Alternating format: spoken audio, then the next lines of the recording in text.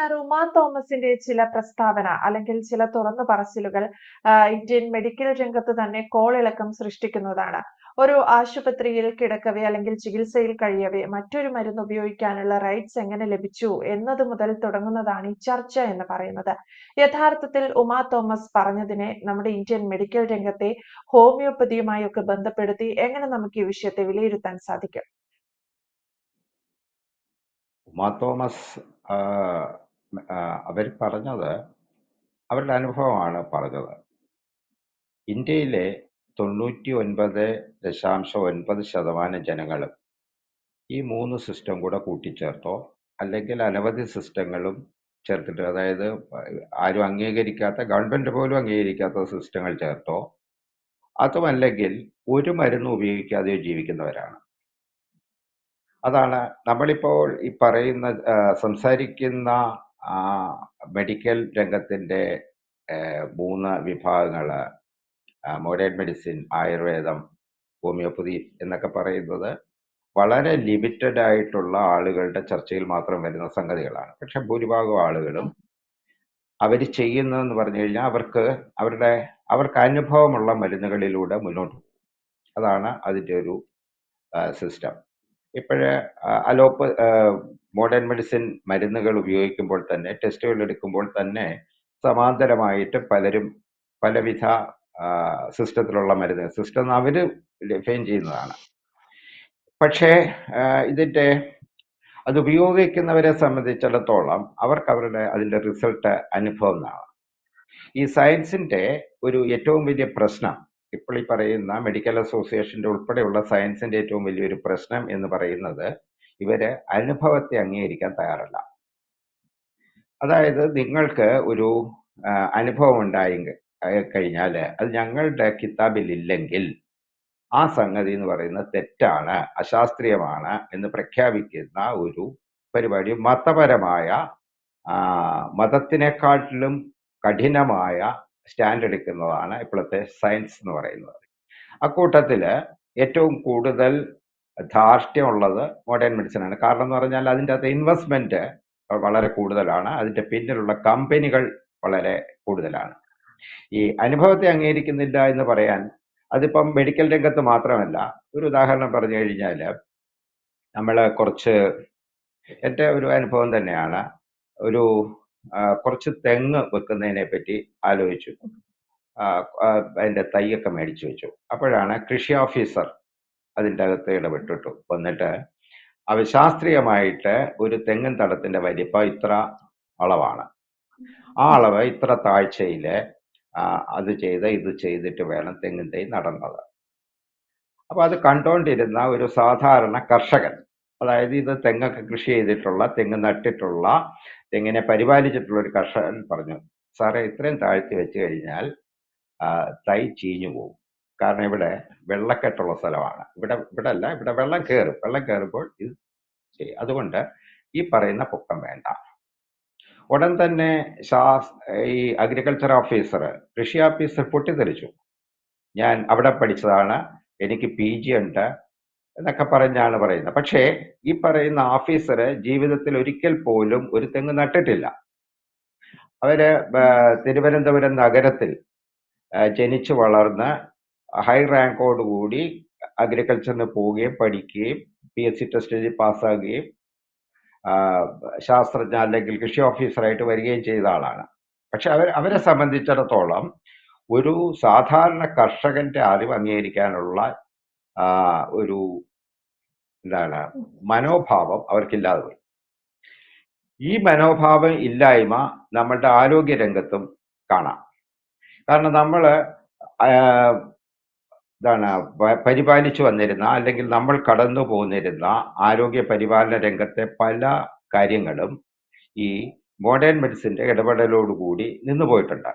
ഏറ്റവും വലിയൊരു ഉദാഹരണമാണ് വെളിച്ചെണ്ണയ്ക്കെതിരെ മോഡേൺ മെഡിസിന്റെ ഡോക്ടർമാര്, അവര് പാവങ്ങളാണ്, ഡോക്ടർമാർ പാവങ്ങളാണ്, പറയാതിരിക്കാനൊക്കെ. കാരണം അവര് ഈ പറയുന്ന ഒരു സ്ക്രിപ്റ്റ് അനുസരിച്ച്, മെഡിക്കൽ റെപ്രസെന്റേറ്റീവുമാർ കമ്പനികളും കൊടുക്കുന്ന സ്ക്രിപ്റ്റ് അനുസരിച്ച് പ്രവർത്തിക്കുന്ന ഒരു പാവങ്ങളാണ്. ഈ ഒരു 80s ശേഷമുള്ള യങ് ഡോക്ടേഴ്സ്, അന്നത്തെ യങ് ഡോക്ടേഴ്സ് ആണ്. ഇപ്പൊ അവരൊക്കെ വയസ്സായി. ഏറ്റവും പുതിയ കക്ഷികൾക്കാണെങ്കിൽ ഇതൊന്നുമില്ല, അവർക്ക് എന്താണെന്ന് പോലും അറിയാത്തതാണ്. അപ്പം വെളിച്ചെണ്ണയ്ക്കെതിരെ ഇവർ നടത്തിയ ഒരു വലിയ ക്യാമ്പയിൻ ഉണ്ട്.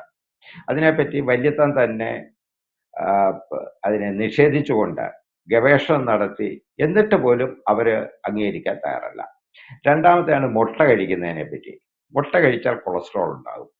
ഈ കൊളസ്ട്രോൾ എന്ന് പറയുന്ന വിദ്വാൻ കേരളത്തിൽ അവതരിക്കാൻ തുടങ്ങിയത് തന്നെ 1980 ശേഷമാണ്. കൊളസ്ട്രോളിന് മരുന്ന് കണ്ടുപിടിച്ചതിന് ശേഷമാണ് കൊളസ്ട്രോൾ എന്ന് പറയുന്ന ഒരു രോഗമായിട്ട് ഇവിടെ ചിത്രീകരിച്ചു തുടങ്ങിയത്.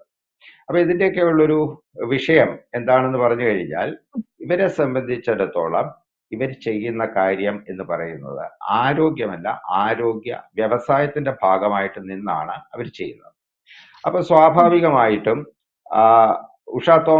ശ്രീമതി ഉഷ തോമസിനുണ്ടായ അനുഭവം, അതായത് ആർണിക്ക എന്ന് പറയുന്ന മരുന്ന് ചെന്നിയിൽ തേച്ചിട്ട് അവരുടെ ശ്വാസകോശത്തിലെ മുറിവുകൾ കരിയുകയും, പിന്നെ മുറിവെണ്ണ എന്ന് പറയുന്നത്, മുറിവെണ്ണയിലെ മെയിൻ കണ്ടന്റ് എന്ന് പറയുന്നത് ഇതാണ് നമ്മളുടെ മുരിങ്ങയിലയിൽ നിന്നുമാണ് അത് മെയിനായിട്ട് ഉണ്ടാക്കുന്നത്. അതിലെ ഒരു മെയിൻ ഇൻഗ്രീഡിയന്റ് അതാണ്. പണ്ട് കാലത്ത് ആളുകൾക്ക് നീര് വരുമ്പോൾ ഒക്കെ ഇത് വെച്ച് കിഴി വെക്കാറുണ്ട്. മുരിങ്ങയിലയും ഉപ്പും കൂടെ ചേർത്ത് കിഴി കുത്തു കഴിയുമ്പോൾ നീര് മാറാറുണ്ട്. അപ്പൊ ഇത് രണ്ടും അവരുടെ ശ്രീമതി ഉഷ തോമസിന്റെ അനുഭവമാണ്. ഈ അനുഭവത്തെ അംഗീകരിക്കാൻ പറ്റാത്ത ശാസ്ത്രലോകമാണ്. അവരെ സംബന്ധിച്ചിടത്തോളം അനുഭവം അങ്ങനെ ഉണ്ടെങ്കിൽ പോലും അത് അക്കാഡമിക് ആയിട്ട് ഗ്രന്ഥങ്ങളിലോ റിസർച്ച് പേപ്പറുകളിലോ വന്നില്ലെങ്കിൽ അതിനെ അംഗീകരിക്കാൻ പറ്റില്ല. ഇതാണ് അവരുടെ ഒരു സ്റ്റാൻഡ്. അതുകൊണ്ട് സ്വാഭാവികമായിട്ടും എതിർപ്പ് അവരുടെ ഭാഗത്തു നിന്നുണ്ടാകും. കാരണം അവരുടെ നിലനിൽപ്പിന്റെ ഭാഗമാണ്. ഡോക്ടർമാരുടെ ഒരു അവസ്ഥ എന്ന് പറയുന്നത് ചെരിപ്പൂത്തികളുടെ കൂട്ടാണ്. നിങ്ങളുടെ ചെരുപ്പ് പൊട്ടിപ്പോകണം എന്ന് ആഗ്രഹിക്കുന്നവരാണ് എല്ലാ ചെരുപ്പൂത്തികളും. ഇനി ആ പൊട്ടിയ ചെരുപ്പുമായിട്ട് എന്ന് നന്നാക്കാൻ തുടങ്ങുമ്പോൾ അയാൾ 100 കുറ്റം പറയും ഇതിനെപ്പറ്റി. ഈ ചെരുപ്പിന്റെ വാറ് ശരിയല്ല, അല്ലെങ്കിൽ അതിന്റെ തുന്നല് ശരിയായിരുന്നില്ല, അല്ലെങ്കിൽ ഇതിൽ ഉപയോഗിച്ചിരിക്കുന്ന സോള് മറ്റേതായിരുന്നു. ഇയാളെ സംബന്ധിച്ചിടത്തോളം ഇയാള് ഈ പറയുന്ന അതിന്റെ പൊട്ടിപ്പോയ ചെരുപ്പ് തുന്നിക്കൊടുക്കേണ്ട പണിയേ ഉള്ളൂ. അതേ അവസ്ഥ തന്നെയാണ് ഡോക്ടർമാർക്കും. നിങ്ങളെ പരമാവധി നിങ്ങളുടെ ആരോഗ്യം നശിച്ചു കഴിഞ്ഞിട്ട് ഞങ്ങൾക്ക് പണി കിട്ടണം, അങ്ങനെ ജീവിക്കണം എന്നുള്ളതാണ്. പിന്നെ ഇന്ത്യയെ സംബന്ധിച്ചിടത്തോളം ആണെങ്കിൽ, ഇന്ത്യക്ക് വളരെ ട്രഡീഷണൽ ആയിട്ടുള്ള ഒരു സിസ്റ്റം, ആയുർവേദ സിസ്റ്റം ഉണ്ട്. ഹോമിയോപ്പതി അവിടെ നിൽക്കട്ടെ, ഹോമിയോപ്പതിക്കും ഇന്ത്യയിൽ അതിന്റെ ട്രഡീഷൻ ചൂണ്ടിക്കാണിക്കാവുന്നതാണ്. അതിനെപ്പറ്റി പുരാണ കഥകളിൽ, ഐതിഹ്യങ്ങളിലൊക്കെ പറയുന്ന രാവണനാണ് ശരിക്കും അതിന്റെ ഒരു പ്രോത്സാതാവ്. അദ്ദേഹമാണ് അത് കണ്ടുപിടിച്ചതെന്നാണ് പറയുന്നത്. ഈ ആയുർവേദ ഡോക്ടർമാർക്ക് ഏറ്റവും വലിയ പ്രശ്നം എന്താണെന്ന് പറഞ്ഞു കഴിഞ്ഞാൽ, അവരെ സംബന്ധിച്ചിടത്തോളം അവർക്ക് ഒന്നാമത് ആത്മവിശ്വാസമില്ല, പിന്നീട് അവർക്ക് അവരുടെ ശാസ്ത്രവും അറിയില്ല. ഇതാണ് അവരെ സംബന്ധിച്ചിടത്തോളം ഉള്ള ഏറ്റവും വലിയ പ്രശ്നം. അതുകൊണ്ട് അവർക്ക് ഈ പറയുന്ന IMAയോ മോഡേൺ മെഡിസിനിലെ ഡോക്ടർമാരെയോ ഡിഫെൻഡ് ചെയ്യാനും പറ്റില്ല. അവരെല്ലാം പോയിട്ട് അവർക്ക് വേണ്ടതെന്ന് പറയുന്നത് മറ്റേ ഇവരുടെ മോഡേൺ മെഡിസിനിലെ ഡോക്ടർമാർക്ക് അനുസരിച്ചിട്ടുള്ള ശമ്പളവും ഇക്വാലിറ്റിയും സ്റ്റാറ്റസും ഒക്കെയാണ് കിട്ടുന്നത്. അല്ലാതെ അവരുടെ അറിവിൽ നിന്നോ അനുഭവത്തിൽ നിന്നോ രോഗികളെ ചികിത്സിച്ച് മെച്ചപ്പെടുത്തുന്നതിൽ നിന്നോ ഉള്ള ഒരു റിസൾട്ട് അല്ല അവർ ആഗ്രഹിക്കുന്നത്. ഞാൻ ഒരു ഉദാഹരണം പറയാം. കഴിഞ്ഞ ദിവസം ഒരു റീലില് ഒരു ആയുർവേദ ഡോക്ടറിനോട് ഒരു ചോദ്യം ചോദിക്കുന്നു. നിങ്ങൾ കൊടുക്കുന്ന മരുന്നുകൾ ശരീരത്തിനെ ബാധിക്കത്തില്ലേ? അത് കിഡ്നിയെയും കരളിനെയൊക്കെ ബാധിക്കുന്നതായിട്ട് പറയപ്പെടുന്നുണ്ടല്ലോ. അപ്പൊ ഈ പറയുന്ന ആയുർവേദ ഡോക്ടറുടെ മറുപടി എന്ന് പറയുന്നത്, അതൊക്കെ എന്ന് പറയുന്നത് ബിവറേജസ്, അല്ലെങ്കിൽ അത് വാറ്റിയെടുക്കുന്ന അരിഷ്ടാസവങ്ങൾ, പിന്നെ അങ്ങനെയുള്ള സംഗതികളൊക്കെ ലിവറിനെയും കിഡ്നിയൊക്കെ ബാധിക്കാനുള്ള സാധ്യത ഉണ്ട് എന്ന് അവർക്കൊരു കോൺഫിഡൻസ് ഇല്ലാതാണ് അവർ സംസാരിക്കുന്നത്. അത് ശരിക്കും പറഞ്ഞു കഴിഞ്ഞാൽ അവർ പറയേണ്ട മറുപടി എന്താണ്? ഈ പറയുന്നത് അനുഭവത്തെ മുൻനിർത്തി ഈ മരുന്ന് കൊടുക്കുമ്പോൾ, അമൃതാരിഷ്ടം കൊടുക്കുമ്പോൾ പനി മാറുന്നു, അതാണ് ഞങ്ങളുടെ മുമ്പിലുള്ള റിസൾട്ട്. ആ അനുഭവം അനുസരിച്ചിട്ട് വരുന്ന ആളുകൾക്ക് മാത്രം ചികിത്സിക്കാൻ ഇരിക്കുന്നവരാണ് ഞങ്ങൾ. നിങ്ങൾക്ക് വേണ്ടെങ്കിൽ നിങ്ങൾ വരണ്ട. അല്ലാതെ ഇതിന്റെ ബോഡി ആൻഡ് മെഡിസിന്റെയോ പുതിയ ബയോകെമിസ്ട്രിയുടെയോ സിസ്റ്റം അനുസരിച്ച് ഗവേഷണം ചെയ്യുന്ന ആളല്ല ഞാൻ. ഇതിന് അടിസ്ഥാനമായിട്ടുള്ള കാര്യങ്ങൾ നമ്മളുടെ ഗ്രന്ഥങ്ങളിൽ പുസ്തകങ്ങളിൽ എഴുതി വെച്ചിട്ടുണ്ട്. ഇതുപോലെ തന്നെ വേറൊരു ഗ്രന്ഥം ചൂണ്ടിക്കാണിച്ചിട്ടാണ് മോഡേൺ മെഡിസിനിലെ ആളുകൾ അതിനെപ്പറ്റി സംസാരിക്കുന്നത്. അവിടെ അങ്ങനത്തെ ഗവേഷണ പ്രബന്ധം ഇറങ്ങിയിട്ടുണ്ട്, മെറ്റീരിയലുകൾ ഇതാണ് എന്നൊക്കെയാണ് പറയുന്നത്. പക്ഷെ ഇതിന്റെ ഏറ്റവും വലിയ രസകരമായ സംഗതി എന്ന് പറയുന്ന മോഡേൺ മെഡിസിനിലെ ഒരു മരുന്നിന് പോലും ലൈഫ് ടൈം 5 വർഷത്തിൽ കൂടുതൽ ഇപ്പോൾ ഉണ്ടാകാറില്ല. ഇനിയിപ്പം 100 വർഷമായിട്ട് മോഡേൺ മെഡിസിൻ നടത്തുന്ന ഒരു വലിയ ഫാലസി ഉണ്ട്. പനി വരുമ്പോൾ നിങ്ങൾക്ക് അവരൊരു പാരസെറ്റമോൾ കുറിച്ച് തരും. ഈ പാരസെറ്റമോൾ പനിയുടെ ഏത് അണുവിനെയാണ് നശിപ്പിക്കുന്നത് എന്ന് ചോദിച്ചു കഴിഞ്ഞാൽ ഇല്ല. കാരണം പാരസെറ്റമോൾ നിങ്ങളുടെ ശരീരത്തിലെ പനി ഉണ്ടാക്കുന്ന ഒരു അണുക്കളെയും ആക്രമിക്കുകയോ അവസാനിപ്പിക്കുകയോ ചെയ്യുന്നില്ല. ഈ പറയുന്ന പനിയുടെ അണുക്കൾ കാരണം നിങ്ങൾക്കുണ്ടാകുന്ന ടെമ്പറേച്ചർ, അതുപോലെ ഉണ്ടാകുന്ന അസ്വസ്ഥത, ശരീരവേദന തുടങ്ങിയവ ശരിക്കും പറഞ്ഞു കഴിഞ്ഞാൽ ആ വൈറസ് ശരീരത്തിൽ പ്രവേശിച്ചിട്ടുണ്ട് എന്ന് അറിയിക്കുന്ന സിംറ്റംസ് ആണ്. ഈ സിംറ്റംസിനെ തലച്ചോറിൽ പോയിട്ട് തലച്ചോറിന്റെ ഒരു സിസ്റ്റത്തിൽ പോയി കട്ട് ചെയ്യും, അതായത് കട്ട്രൈൽ ചെയ്യുകയാണ്. നിങ്ങളുടെ ഇതാണ് അനുഭവത്തെ കട്ട്രൈൽ ചെയ്തിട്ട് നിങ്ങൾ സ്വസ്ഥനായി എന്ന് കാണിക്കുന്ന പരിപാടിയാണ് പാരസെറ്റമോൾ ചെയ്യുന്നത്. അല്ലാതെ അത് പനിയെ ഒന്നും ഒരു തരത്തിലും പനിയുടെ ഇതിനെ മാറ്റുന്നില്ല. അതുകൊണ്ടാണ് അവർക്ക് എലിപ്പനി ആയാലും പിന്നെ പുലിപ്പനി ആയാലും പൂച്ചപ്പനി ആയാലും പക്ഷിപ്പനി ആയാലും അവർക്ക് പാരസെറ്റമോൾ കൊടുക്കാൻ പറ്റുന്നത്.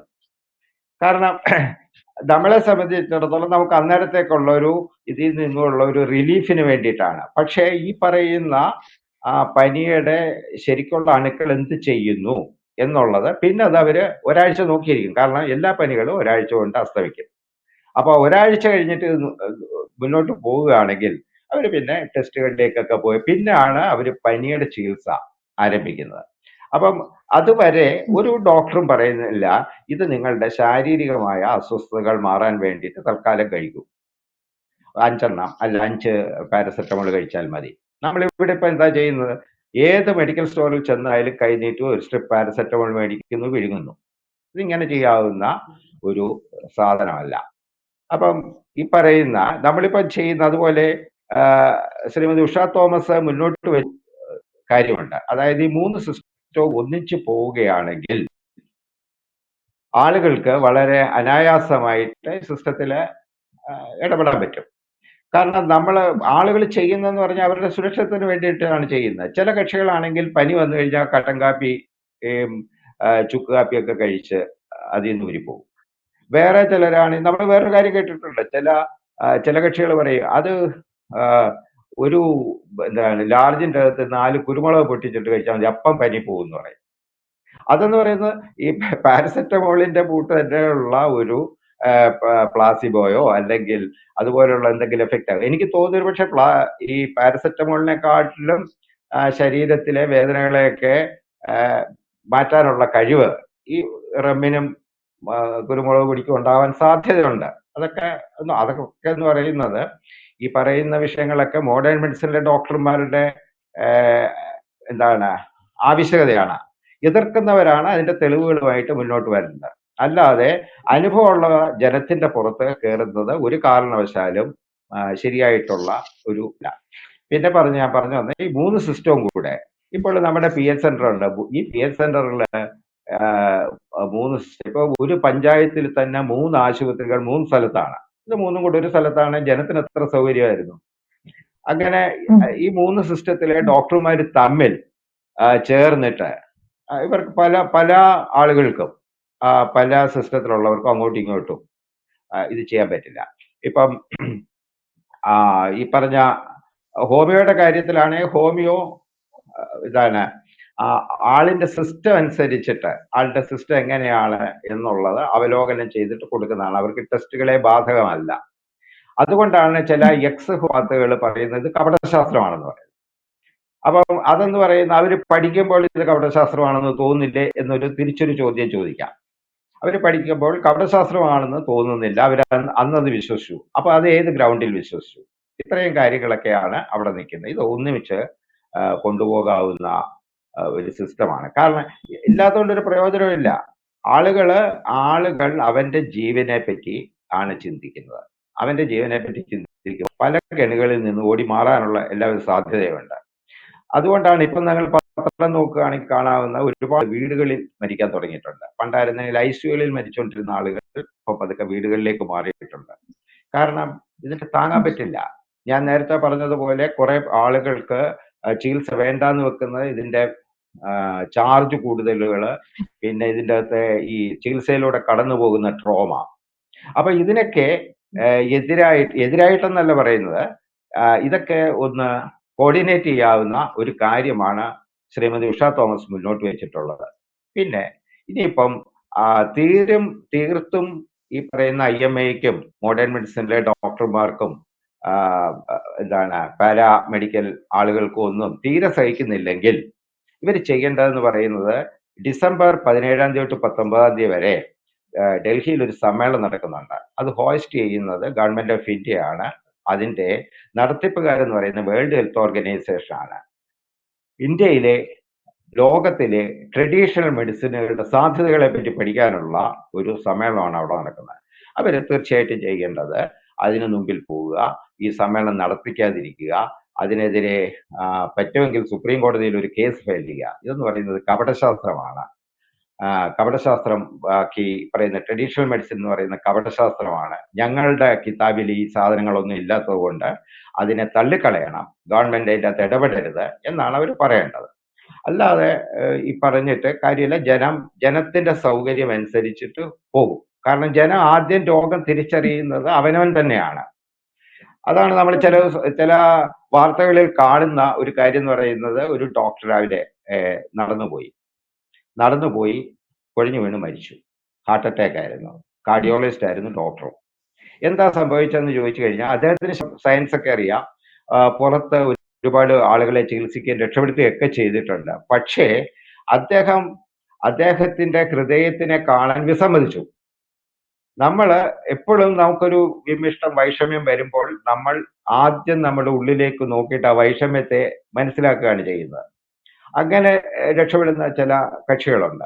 അത് ഈ തൊഴിൽ ചെയ്യുന്നവര്, അതായത് ഫിസിക്കലായിട്ട് ജോലി ചെയ്യുന്ന ഒരുപാട് ആളുകളാണ് അങ്ങനെ ചെയ്യുന്നത്. ആ ചിലർക്ക് ഇപ്പം കൈകഴപ്പോ കാലുകഴപ്പോ വന്നു കഴിഞ്ഞാൽ അവര് അതിനെ ഉടൻ തന്നെ ബ്രെയിനിന്റെ പ്രശ്നമായിട്ടോ ഹാർട്ടിന്റെ പ്രശ്നമായിട്ടോ ഒന്നും എടുക്കില്ല. അവര് ആലോചിച്ച് നോക്കും, ഇന്നലെ എന്താണ് സംഭവിച്ചത്, ഇന്നലെ ആ പണി ചെയ്ത് കഴിഞ്ഞപ്പോൾ കൈ ഒന്ന് ഉളുക്കി, അപ്പൊ എന്തെങ്കിലും ഒരു എണ്ണയൊക്കെ ഇട്ട് അവരങ്ങ് പോകും.